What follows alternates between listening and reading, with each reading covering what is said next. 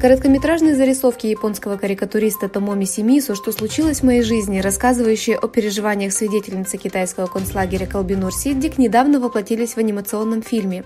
Мультфильм, описывающий работу Колбинур Сиддик Ханым учителем в лагере и ее попытки разоблачить режим после отъезда за границу, был размещен на YouTube 28 декабря. В мультфильме описывается геноцид и преступления против человечности, совершенные в Восточном Туркестане, а также ужасные реалии в воспитательных лагерях. Демократы в Сенате США начали расследование в отношении известных автопроизводителей из-за принудительного труда уйгурских турок в Китае. В ходе расследования, инициированного председателем финансового комитета Сената Роном Уайденом, Ford запросил информацию у General Motors, Honda, Mercedes-Benz, Stellantis, Tesla, Toyota и Volkswagen о том, производятся ли автозапчасти в США. Было заявлено, что импорт товаров, произведенных за счет принудительного труда уйгурских турок в Соединенные Штаты, нарушает федеральные торговые законы.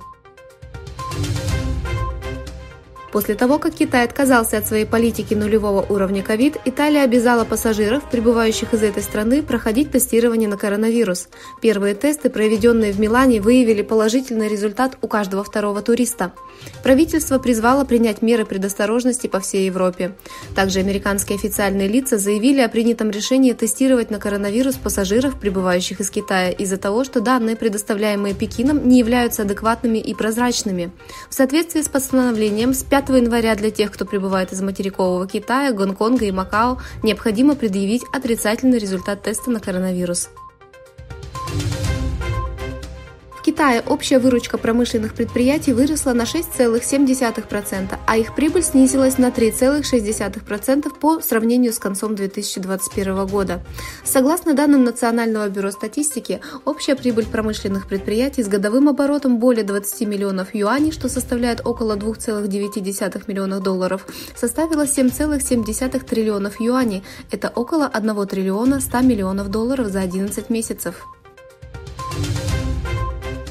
В заявлении США говорится, что над Южно-Китайским морем военный самолет, принадлежащий Китаю, приблизился к воздушному судну военно-воздушных сил США на расстоянии до 6 метров. Сообщалось, что американскому самолету пришлось маневрировать, чтобы избежать столкновения.